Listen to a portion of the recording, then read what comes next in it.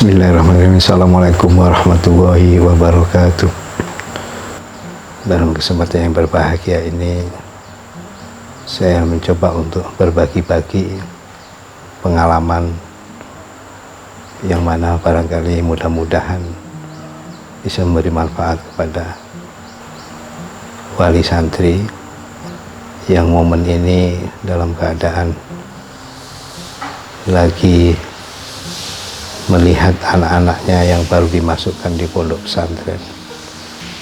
Bapak Ibu sekalian, barangkali sedikit pengalaman yang mungkin bisa saya sampaikan. Pertama, memang saya punya prinsip pertama ketika berbicara tentang anak, maka kita mengingat kembali hadis Rasulullah yang mengatakan bahwa bayi yang lahir di dunia ini sebenarnya adalah fitrah, atau bahasa lain adalah Islam. Namun orang tualah yang menjadikan dia Yahudi, Nasrani, Majusi. Ini pertama yang barangkali harus menjadi suatu bekal kita sebagai orang tua. Kemudian ada ayat Allah yang mengatakan, hendaklah mereka takut ketika akan meninggalkan, di antara mereka meninggalkan generasi yang lemah.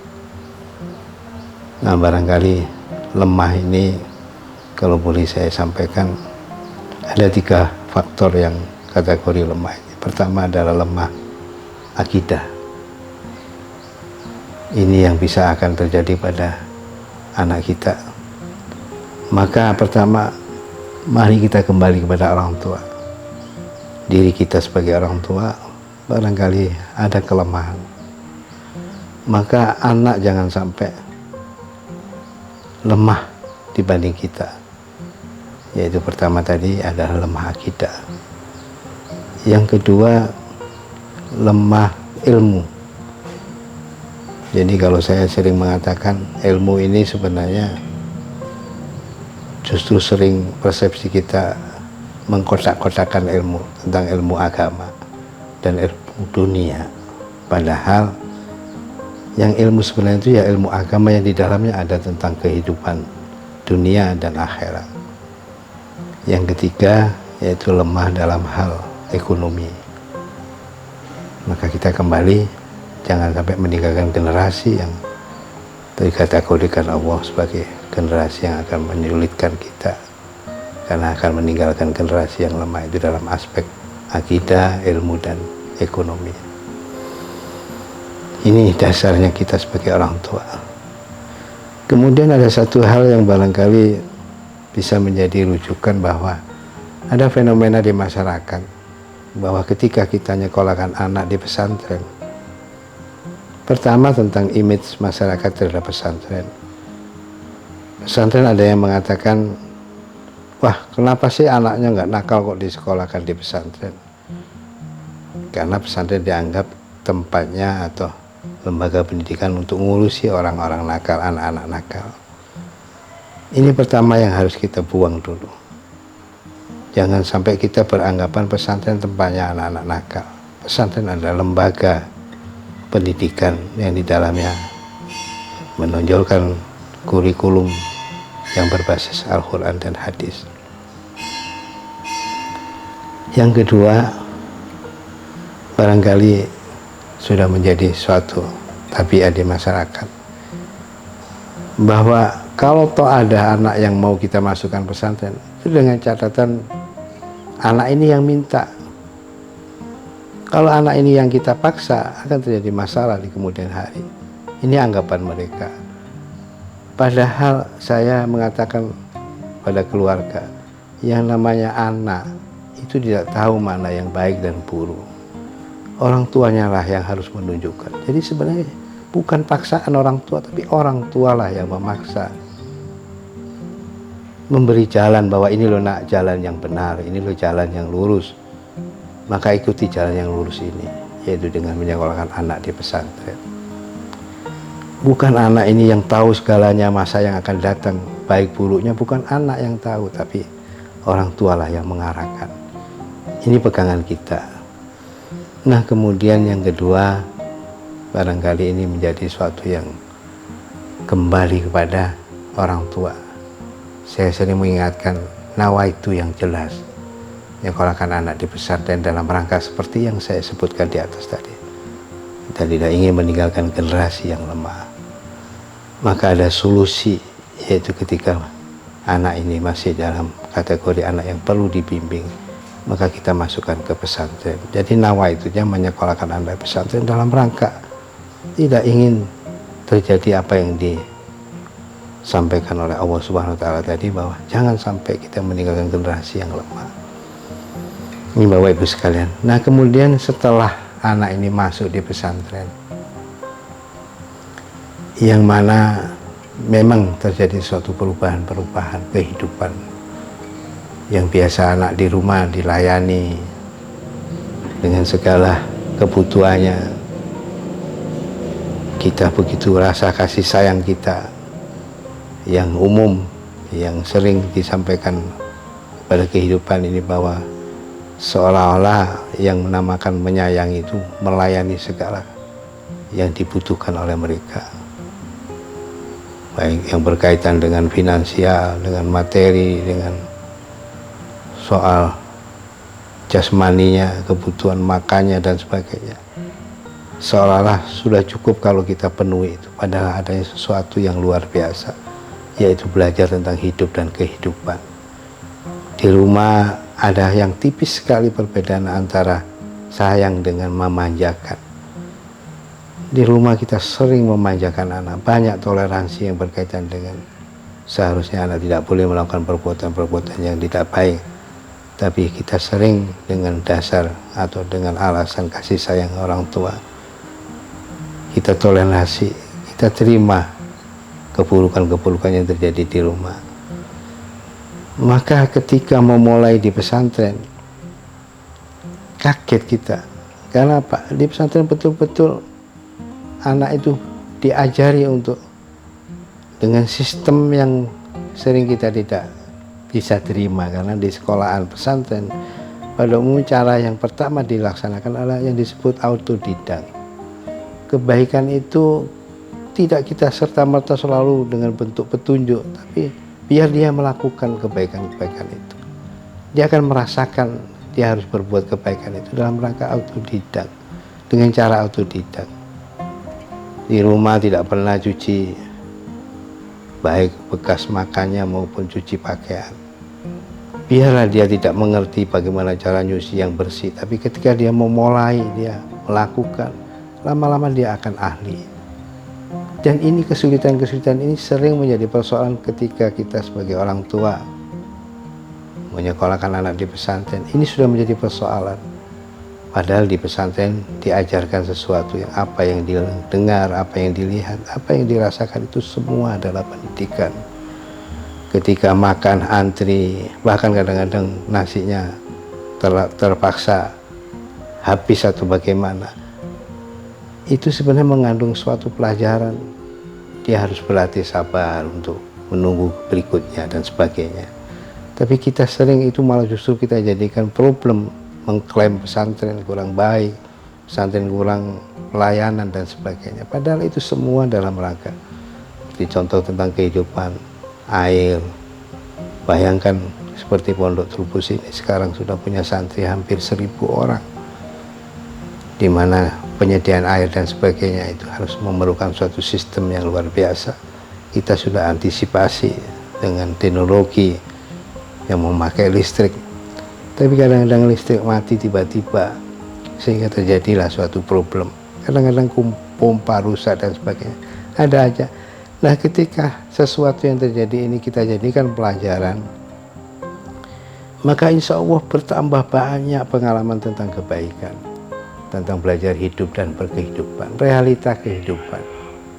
Karena mohon maaf, realita kehidupan ini jarang terjadi di rumah tangga anak kita. Sering tidak kita libatkan. Anak taunya semua enak, semuanya lancar, semuanya bisa dan semuanya bisa dipenuhi. Padahal di dalam kehidupan ini ada kadang-kadang yang namanya kesulitan, kadang-kadang ada istilah tidak ada, tidak tersedia. Ini di pesantren kita bisa merasakan, dan itu akan menjadi bekal Jadi ada bahasa orang tua, kiai kita mengatakan bahwa kehidupan susah itu harus dipelajari, harus dipersiapkan. Belajar susah itu wajib. Kalau senang itu bakal tidak perlu dipelajari, tapi kalau susah itu harus dipelajari. Karena apa? Di dalam roda kehidupan ini barangkali kita tidak ingin menjadi orang susah, tapi mengalami kesusahan. Kita siap karena pengalaman kehidupan di pesantren. Ini contoh kehidupan dalam pesantren. Maka dalam kesempatan yang berbahagia ini saya ingin berpesan sedikit tentang pengalaman saya, bagaimana supaya kita sukses mendidik anak di pesantren. Pertama, kita sudah memilih pesantren yang pas dengan apa yang kita kehendaki. Tadi kembali bahwa anak itu fitrah. Segala persoalan kehidupan anak kita, manusia itu hakikatnya solusinya adalah Islam. Solusinya adalah Islam. Maka pertama kita sudah tepat menyekolahkan anak di pesantren. Kemudian kita sudah menentukan dengan berbagai pilihan pesantren. Maka pertama yang wajib yang harus dimiliki orang tua adalah pertama itu pasrah. Percaya kepada pondok pesantren. Apa yang akan dilakukan oleh pondok pesantren, semua akan harus kita percaya pada suatu kebaikan. Apa yang dilakukan pesantren, apapun yang namanya disiplinnya, apapun yang dilakukan setiap saat, pembelajaran dan sebagainya itu dalam rangka kebaikan. Kita harus percaya kepada pesantren. Kalau kita tidak percaya, akan terlalu setiap saat kita akan ada problem, apalagi berdasarkan nafsu kita dengan ilmu kita dibandingkan dengan apa yang kita kira-kira kita persepsikan, insya Allah akan sering terdapat tabrakan. Tapi saya dulu pasrah, saya tidak pernah mengklaim pondok, itu tidak pernah. Apa yang dilakukan pondok sa'ahu saya sami'na wa ata'na. Saya percaya bahwa apa yang dilakukan pondok ini adalah suatu kebaikan. Itu pertama, kita harus percaya pada pondok yang kita serai. Insya Allah anak kita baik-baik di dalamnya.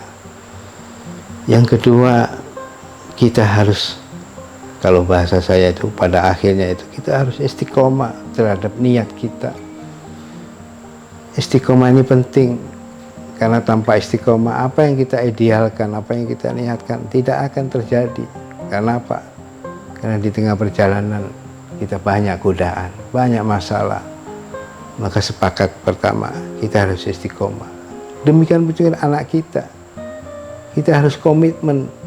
Kalau memang pesantren menjadi alternatif pendidikan, ada proses.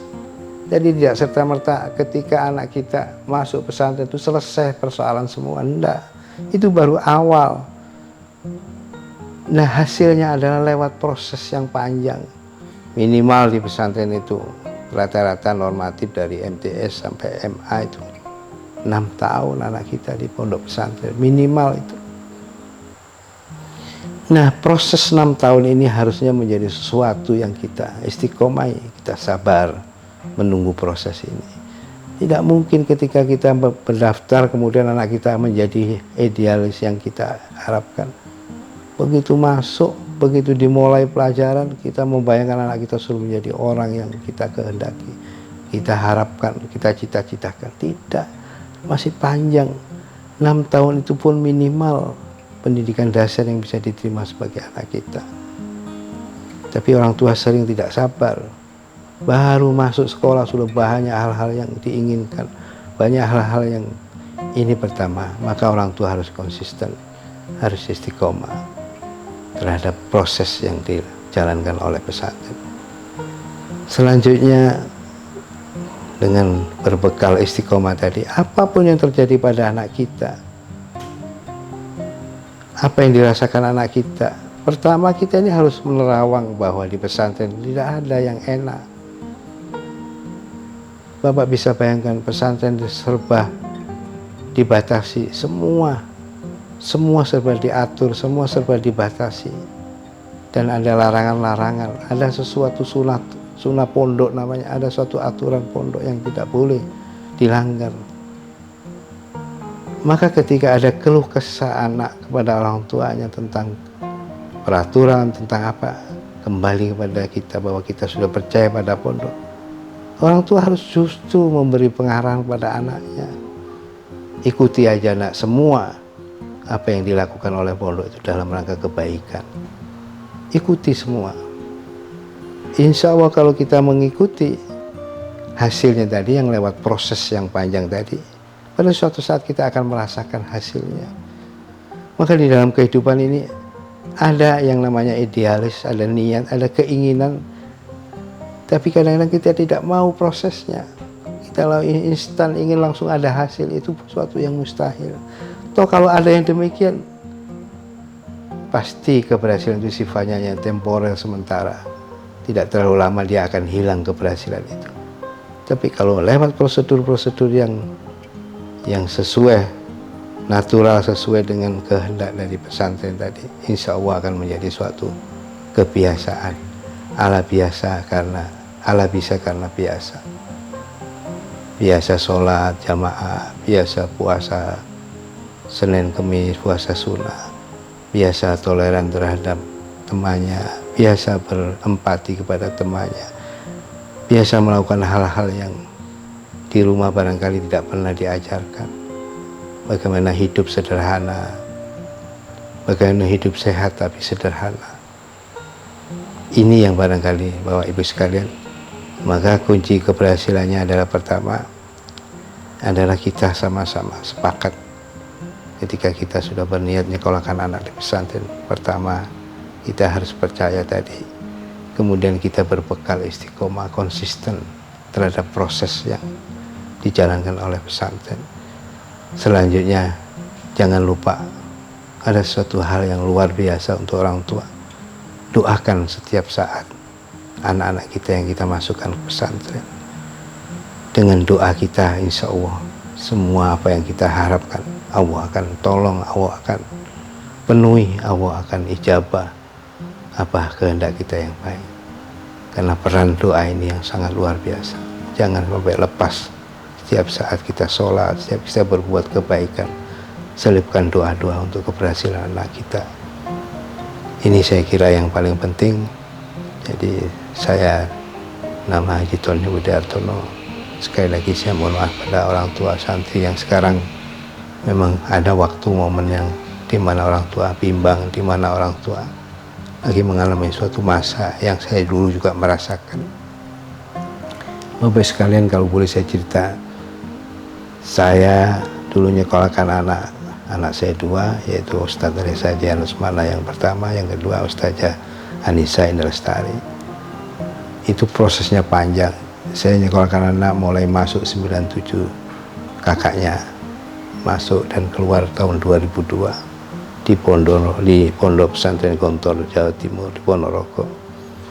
Kemudian ketika kakaknya masa pengabdian, adiknya nyusul karena anak saya itu berjarak 5 tahun. Jadi tahun 2002 masuk dan berakhir tahun 2009 baru lulus. 12 tahun saya riwa-riwi di pesantren.